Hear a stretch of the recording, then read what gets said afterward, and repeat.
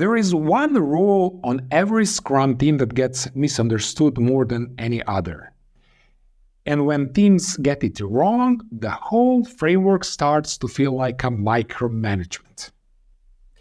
The role is called the Scrum Master. And I need to tell you what is not before I tell you what it is. The Scrum Master is not your boss. They are not a project manager. They do not assign your work. They do not approve your tasks. They do not decide what gets done first. That is the product owner's job. If the Scrum Master on your team is assigning tasks, tracking your hours, or running meetings like a manager running a status update, that is not Scrum. That is traditional management wearing a Scrum costume. So, what does Scrum Master actually do? One sentence. They protect the process so the team can focus on the work. So think of it this way. The product owner decides what the team works on. The team decides how to get it done. And the Scrum Master makes sure nothing gets in the way. If the product owner sets the direction and the team delivers the work, the Scrum Master protects the environment that makes both possible. A weak Scrum Master runs meetings. A strong Scrum Master protects outcomes. That is the job. 3 things. First one is they keep the meetings working. Sprint planning stay focused on commitments, not wish lists. Daily Scrum meeting stays in 15 minutes, not 45. The sprint retrospective meeting stays honest, not political. Without someone protecting the structure, meetings drift, priorities blur, and teams quietly stop trusting the framework. Number 2, they remove blockers. Most people never see this part. A blocker is anything that stops you from finishing your work. You need approval from a director who has not responded. You are waiting on assets from another department. A system you need access is locked behind an IT request from 3 weeks ago. In a traditional setup, you email someone, wait follow-up, wait again, and eventually work around it or give up. In Scrum, you raise the blocker in your daily Scrum meeting, and the Scrum Master takes it from there. And here is something very important. Raising a blocker is not admitting weakness. It's doing your job correctly. In Scrum, silence is the problem. Transparency is the fix. So the Scrum Master takes that blocker and escalates it. They chase it. They get the obstacle out of your way so you can get back to delivering. Now, the Scrum Master cannot force another department to respond. They cannot override your VP. What they can do is make the problem visible, escalate to the right person, and keep pressure on until it moves. Their authority comes from the framework, not the organizational chart.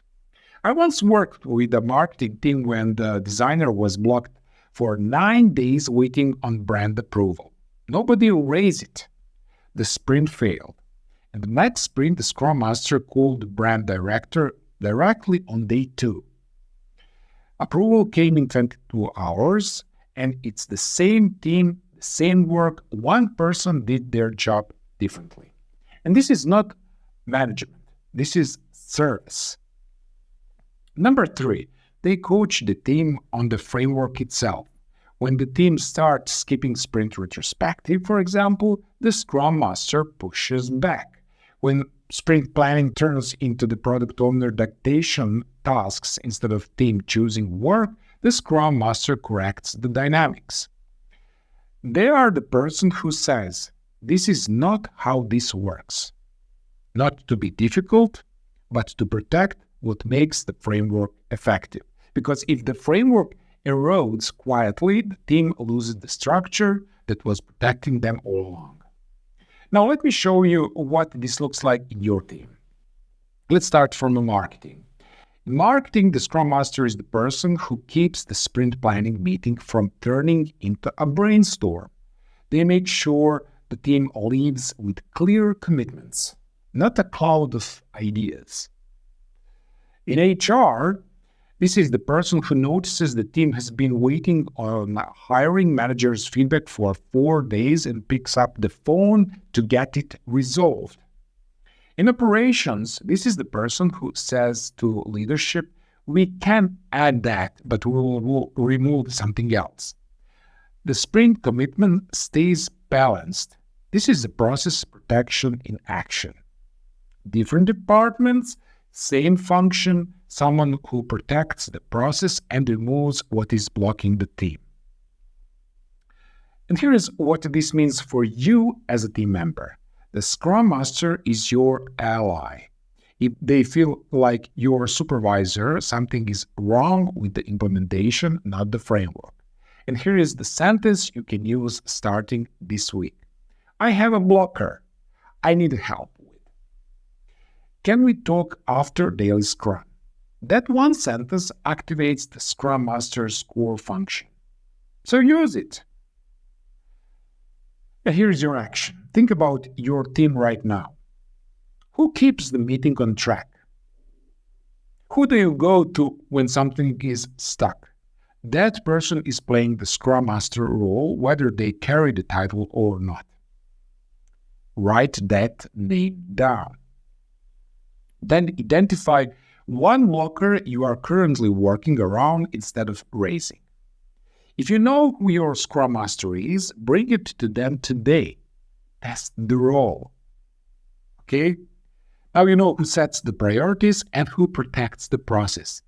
But neither of those roles matters if you do not understand yours. What is actually expected of you as a team member? That is next.